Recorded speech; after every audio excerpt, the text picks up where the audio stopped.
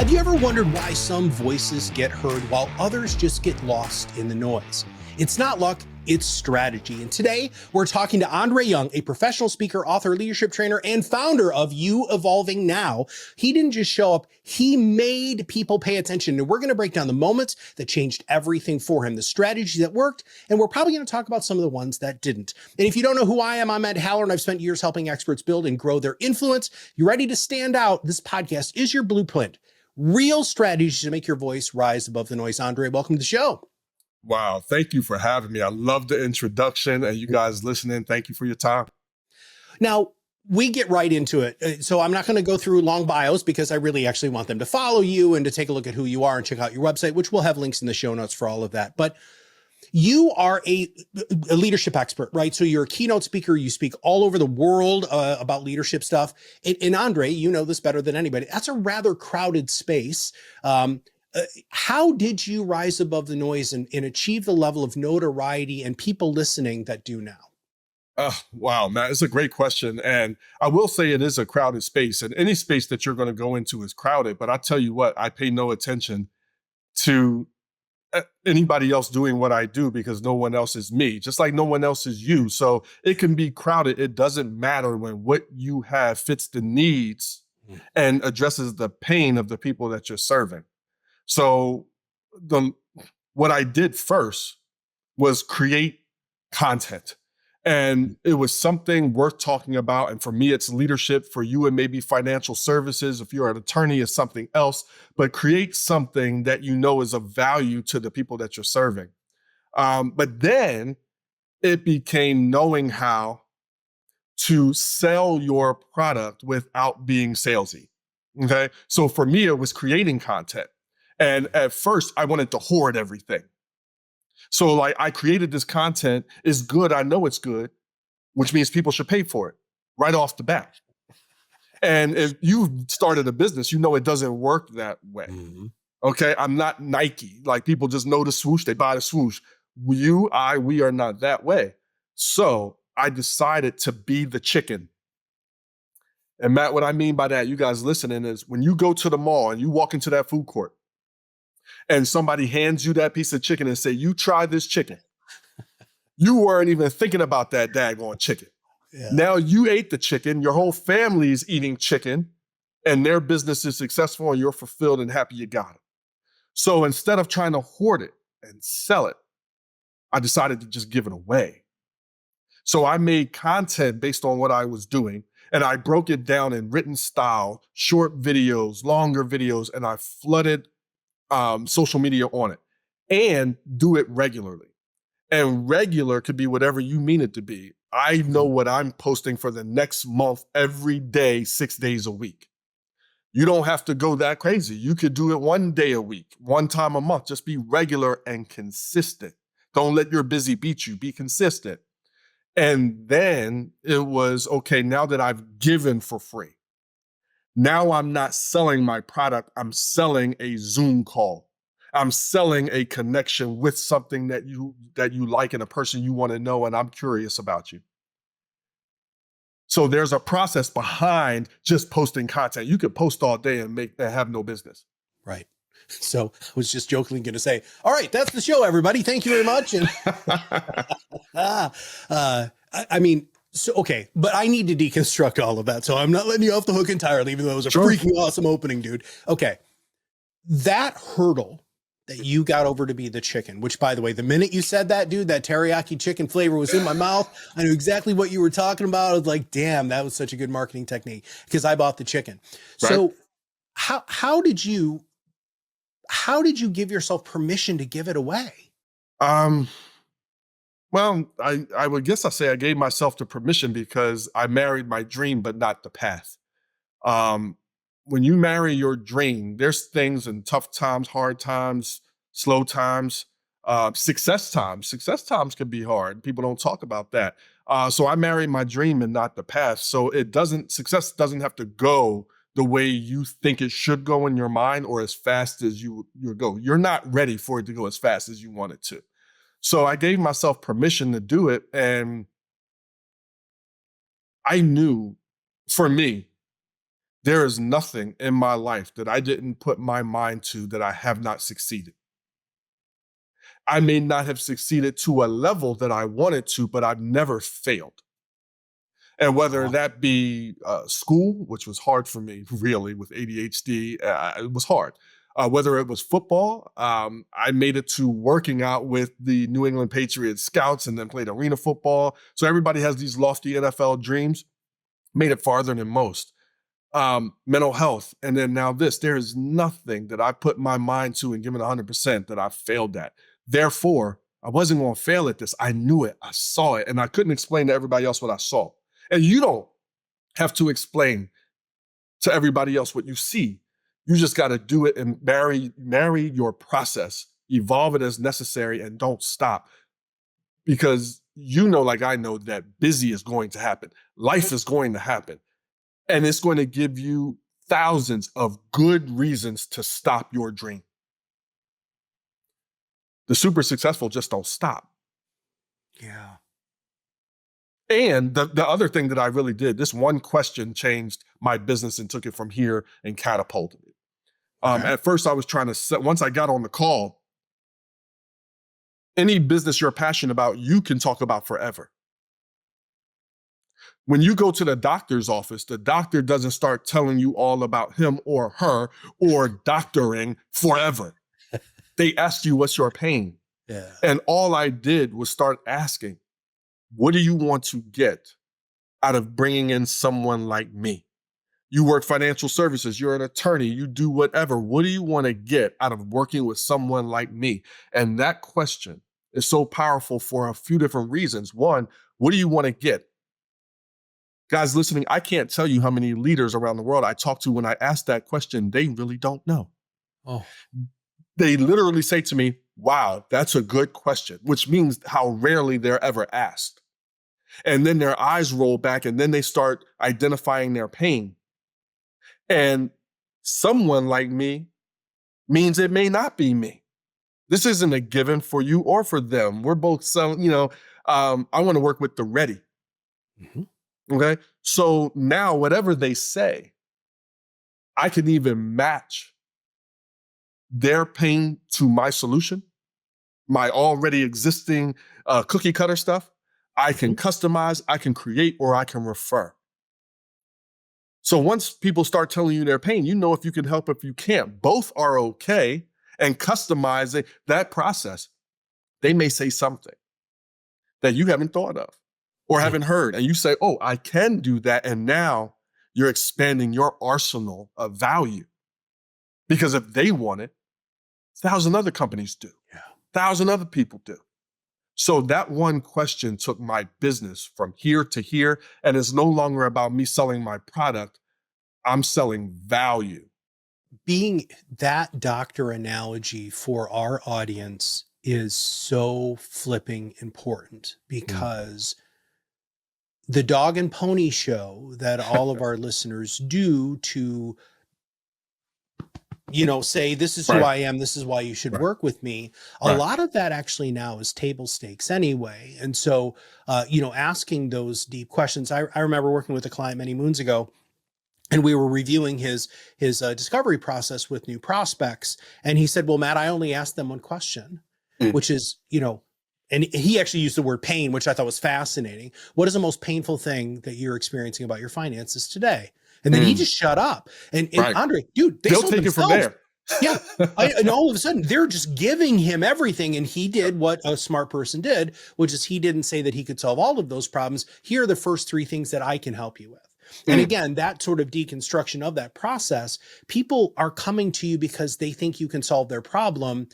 Just let them tell you what their problem is. I think that's fantastic. Now, you talked about, not failing.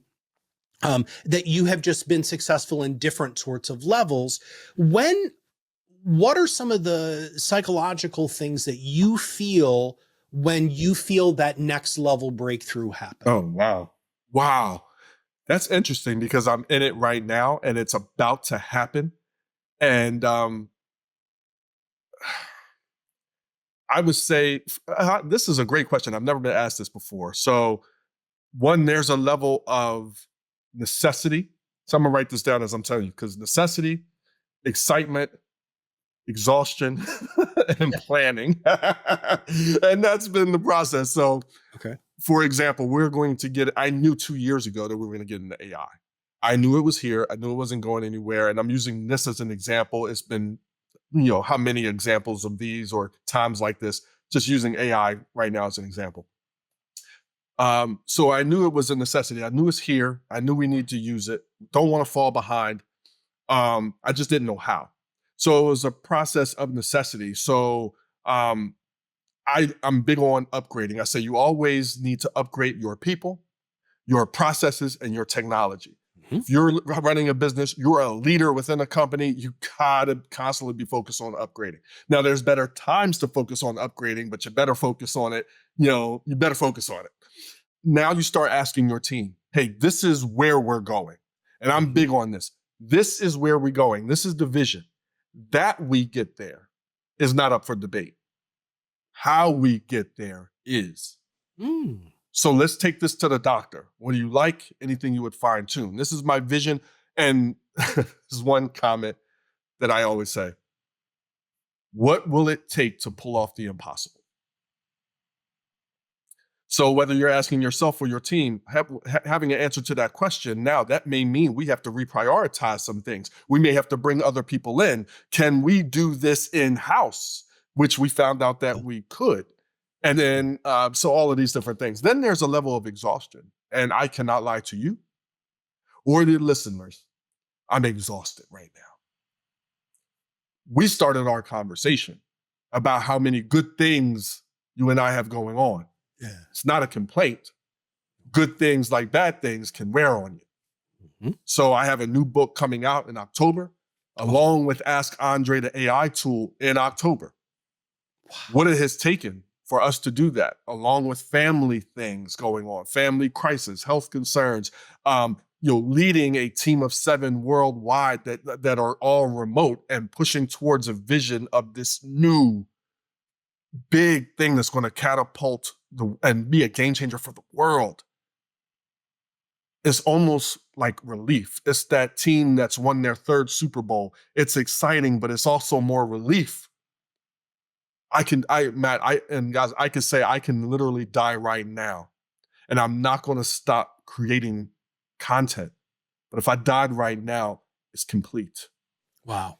It's complete. I feel that in my soul. Like there's still more. There's always more. But if I died right now, my books will last forever.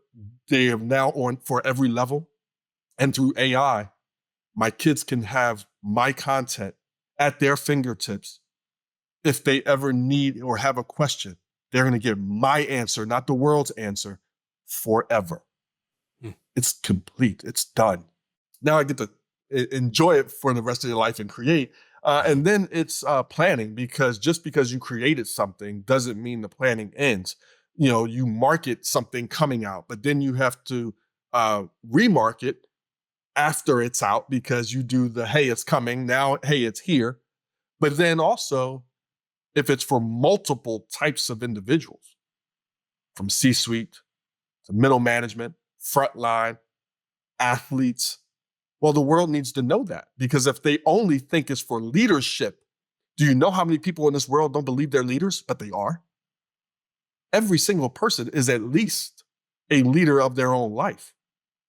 So the planning after something is done, even in your marriage, I'm going to do this thing. Okay, we're here now. Well, then what?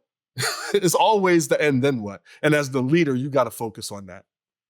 Can you read those 4 again, please? It was necessity.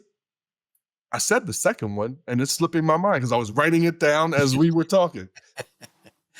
Exhaustion and planning. Excitement was your second one. Yes. Yep. So necessity, excitement, exhaustion, and planning. Like the excitement phase is great. Hey, we're doing this thing. Mm-hmm. That lasts not as long as you will like. Yeah. Well, I've noticed that with very successful people, right? In fact, I was just reading an article that one of my team members shared with me today, a New York Times article talking about how these very, very ultimate athletes, like the people you all know, who have their men's health, mental health support groups. And because, when you achieve those levels of success, you have a specific expectation, number one. And number two, you have to live up to everybody else's expectations. And a lot of people don't understand that when you have achieved a level of success, the down gets more and more severe, right? You win the Super Bowl, Yeah. it's hard. Yeah. I mean, you're going to have a bottom to that high. And I think it was just fantastic that, and all of these people are very, very well known, male athletes specifically, because we don't talk about that stuff. And you and I have talked about this previously, the whole idea of mental health and making sure that you're really taking care of your brain. Wildly important, especially in the world of leadership. But I just thought that was fascinating that especially with those four things that you just talked about, the excitement, one, it can be addictive, and two, when you don't have that, it can definitely be low. Right. And you have to do your process regardless of how you feel. Like you can't and that's what I see a lot of people who start and stop. When they're excited, they're doing stuff, but when they're not, they stop. And that's simply the difference. Now, so you have done a very, very good job of continuously evolving, not only as a human being, but also as a business owner and as a leader, right? When you look at other people who are in the space of being an expert, because you are an expert, right? What are some of the mistakes that you see that other people are making that either you did make or you didn't make, that's actually hindering them from becoming as influential and as impactful as somebody like you are? I would say there's a couple of different things, and at least in my field, but I think it transcends, is one, content creation. That isn't for every field, but it is for mine. So putting things out and being the chicken. I'm big on pre and post stage showing up.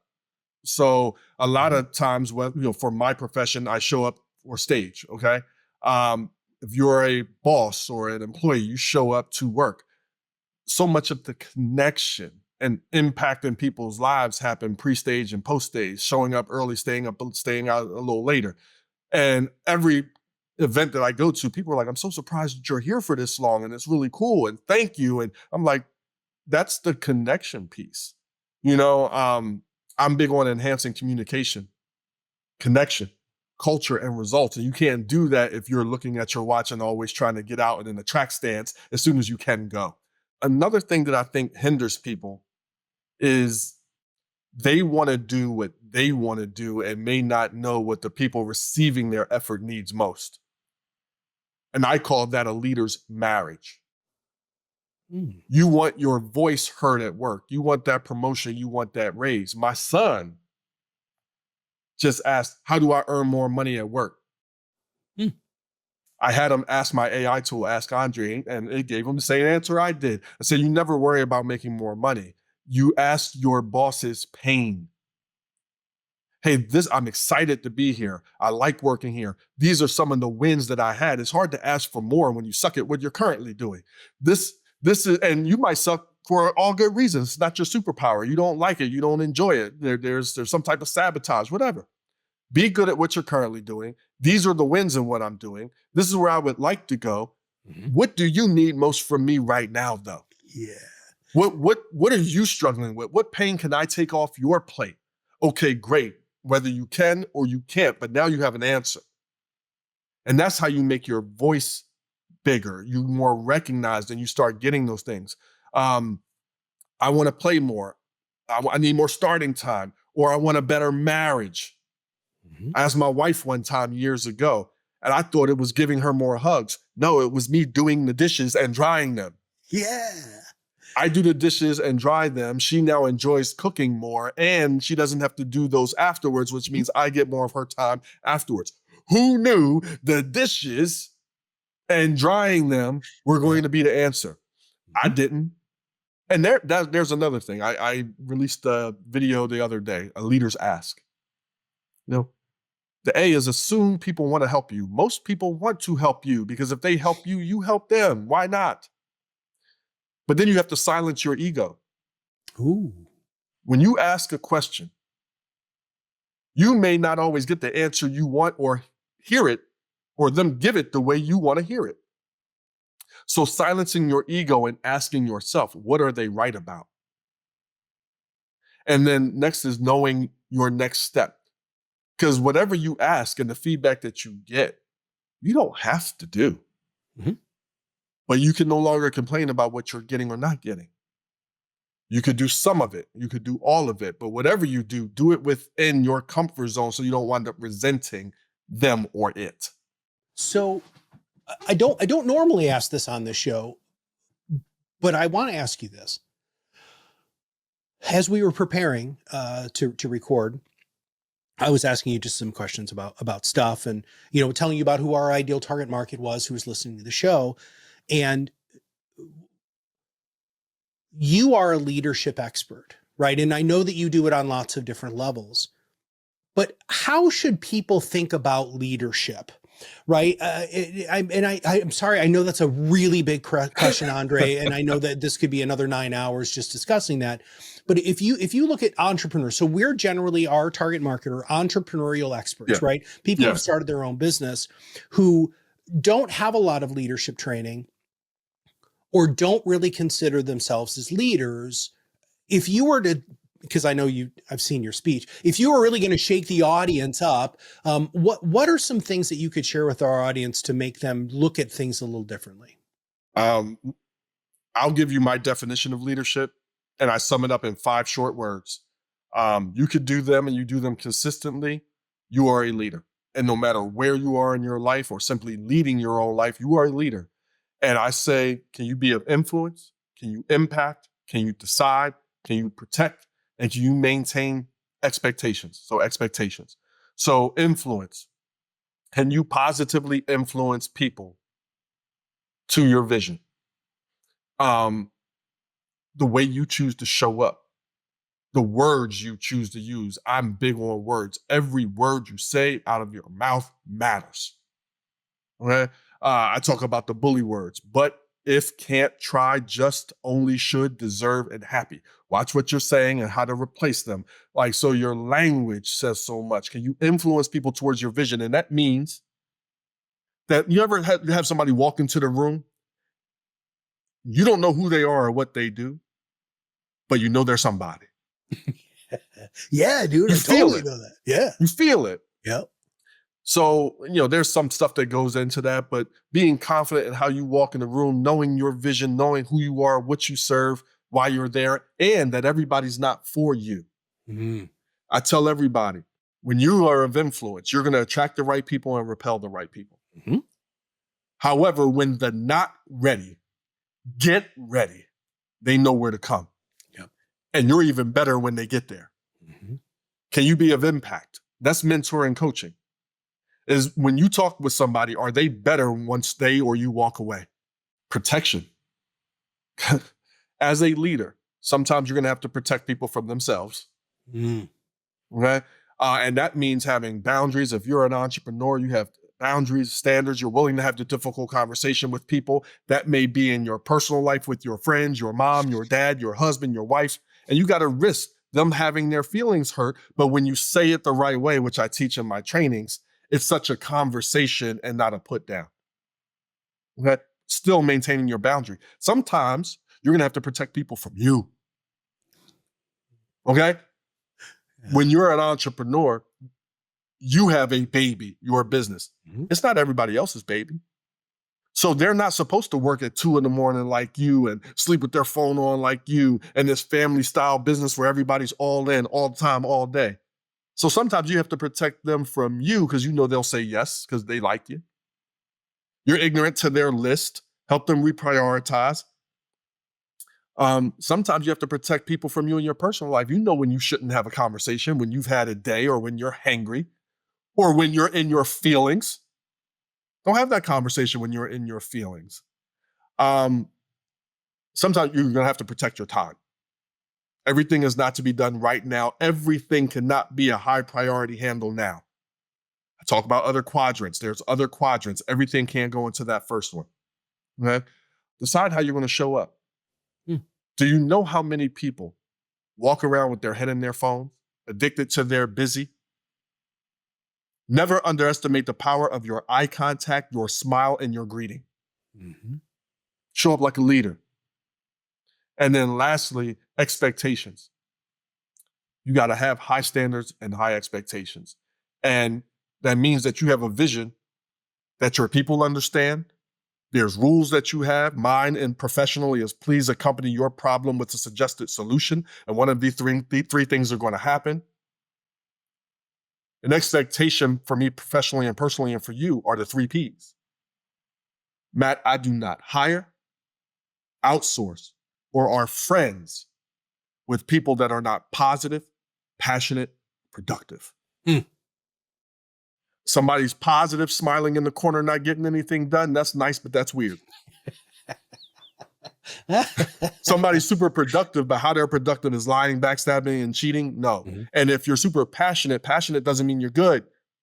The first few weeks of American Idol proved that. They're super passionate, but they're terrible singers. Mm-hmm. I need all 3 Ps. And that's been a really big thing for me. And you may have old friends or family that don't fit those. So you still love them, but you may have to modify how you hang out and then enhance your network, because your friends and family that may not fit those 3 Ps, they still matter. They'll be there for you first. So you don't have to cut many people. I don't believe in that. I'm 48 years old. I've kept one person out of my life. One. Wow. So that whole cutting people thing, that's a myth. Yeah. But you may have to intentionally add to your network, and then the modification will start to take care of itself. Yeah, you could focus. I mean, you don't have to cut people out, but you don't have to spend as much time and focus and Right. energy on those. You use the word expectation, and I love talking about expectations, mostly because much like you, I was a therapist, and my least favorite was couples therapy because they were always going to get a divorce, right? I mean, I know, you know what I'm talking about. And so, as a leader, setting expectations, communicating them clearly enough so people can live up to those expectations is vitally important. And I know that's a huge part of what you teach within your system. Okay. You talked about consistency with content, but I loved how you said, look, for you, maybe it's once a week, maybe it isn't 6 days a week, right? So building that as a discipline is wildly important. We just so the audience knows, we send all of our guests a pre-record form because we have a very specific structured guest system here. And so we had said, okay, Andre, what are your 3 noise cutting things? And you gave us those 3, but those 4 words that you used previously I've never heard anybody say that on the show. Wow. So if you don't mind, I'm going to supersede what you had submitted before. And I do want to go back, because when I think that people are just so quick to move on, right? And so they don't celebrate. And I think if you're really going to rise above the noise, and here's where this gets really fun, in my opinion, this is where some amazing content can happen. So I was just on a call with a friend of mine earlier today, and she's a very, very successful financial therapist, and she was just on CBS in Boca, right? So big. I mean, like, yeah, hell yeah, dude. I was so proud of her. And I was like, so how are you using that? And she was like, what do you mean? I was like, well, you should be telling everybody that you were on the news. And it's because, okay, I got it done. I ticked that box. It was on my checklist, but now I'm not taking time to sit in that. So I want you to talk about that, Andre, because your philosophy at the opening of the show, talking about, well, I've achieved all of these levels of success, I've never really failed, means that you celebrated and appreciated the levels of success that you've had. How do you help people implement that into their life? Wow. I talk about getting your triangle right. Okay. And one, it's hard to celebrate what you didn't plan for. Okay. So one, at the top of your triangle is your vision. What do you want for your life? Okay. And then whether professionally and or personally, what are the 3 to 5 things that when you do them consistently, the vision has to happen? So it's hard to celebrate when things just feel like they're happening by happenstance or you got lucky. No, it's not luck. You had a vision, you worked for it, you earned it. So now you feel like accomplished instead of, oh, it was my lucky day. It helps to have relationships that are willing to celebrate with you. So it's hard for people to celebrate you when you've been neglecting them. So on the other side of that triangle is your relationships. And I always have people, once a month I do this, and I do not lie to you. I might miss a month or 2, but this is what I do at least 10 times a year. First of every month, I put down every relationship that I have regarding, okay, I'm a person. Okay, I'm a parent. Okay, I am 4 kids, so 4 slots. Keep that in mind. I am a son. I am a husband. All of these roles that you play. Okay, not every relationship, the roles that you have, and I rate myself 1 to 10, 10 being the best, 1 being the worst. Then I ask myself, and I write it down. What does that number mean for me? What's good about my 8? What's good about my 7? And it's okay to be a 10, okay, or a 1. Then I ask myself, what would it take to move up a number or 2? And if you're a 10, you can still be a 12. Okay. So I sit back and I look at what I wrote, and I'm like, wow, well, what do I want to do about any of these things? You don't have to do anything, remember? Now I share that process because the people in my life don't know that I'm doing that. However, they feel my effort over the next month. They don't know where it's coming from, why it's coming from, but it's happening. So when I succeed, wouldn't it be more likely that they enjoy that and want to celebrate with me instead of feeling jealous or frustrated or neglected? You did that in spite of taking care of me. Nobody wants to celebrate that. Who wants to celebrate that? Yeah. And then that last spoke of the triangle is you. There will be times where you need to celebrate by yourself. I think it's important to celebrate by yourself. And it doesn't have to be a Disney cruise. Sometimes I have a drink and a cigar by myself to celebrate it. My wife cannot possibly know all of the successes I have in a day. I don't know all of this. I ask her, but she don't tell me every single little success that happens. Your kids, look, they're narcissistic by nature. Hard to impress them with a success that they don't have the maturity to understand. So being able and willing to celebrate by yourself. Post this call, right after this call, I got my author box of books. Okay? So that came in. When you write a book, your publishing company sends you author copies before the rest of the world gets them. I have had this box since yesterday. I have the house to myself. Okay? My wife is out of the house. She's on job interviews right now. My daughter just went to school. My son is at school.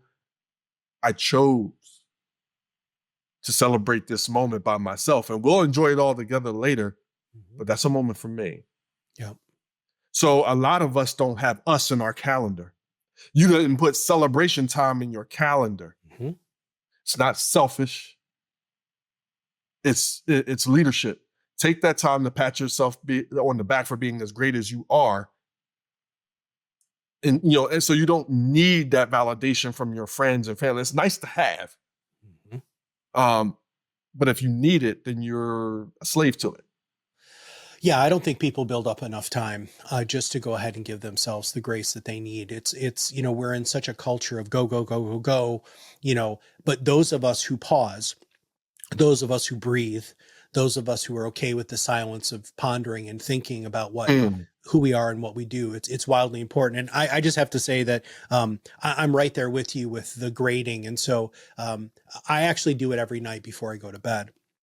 So I have very specific categories, and I say, how was I in these categories? And they're very similar to yours, which just keeps it mindful so that when I wake up the next day, I realize that I didn't score myself as well as being maybe a father to one of my children, right? And maybe that wasn't anything on purpose, or I didn't necessarily do anything negative. It was that I didn't do the proactive things that I should do as a father. And so, and honestly, guys, it's amazing. I'll just text because my kids, right? The texting is their communication is fantastic. And I'll just text them, hey, I love you. Yes. Right. Or, hey, I was thinking about you. Hey, I'm proud of you. I'm glad you're my son. And not attaching it to their achievement. Nope. I love you. I just love you. I love you. Yep. And also saying things like, I'm proud of you without actually attaching what I'm proud of, because I want them to feel that I'm just proud of them as human beings. But I mean, so those are sorts of things. And I don't think we do a self-inventory well enough to really tick the boxes that we know are going to make us better human beings. And I know that's a huge component of who you are and what you do. All right. So I want you to, so as we kind of package up the show here, Andre's playbook is really going to be those 4 things. So read those 4 words again. So can you be of influence, impact, protect, decide, and have expectations? Fantastic. And then the other 4 words that you wrote down, which are talking about how do you recognize when you're about to break through? What were those 4 words you wrote down on that piece of paper? Necessity, You got to know there's a necessity, excitement, exhaustion, and planning. So when you really look at the Andre Young playbook, both of those things, what it means to be a leader and really what you have to understand, what you're going to go through as a leader when you achieve these levels of success, I think is the Andre Young playbook. Okay, so listen, I know that our audience is going to want to reach out to you.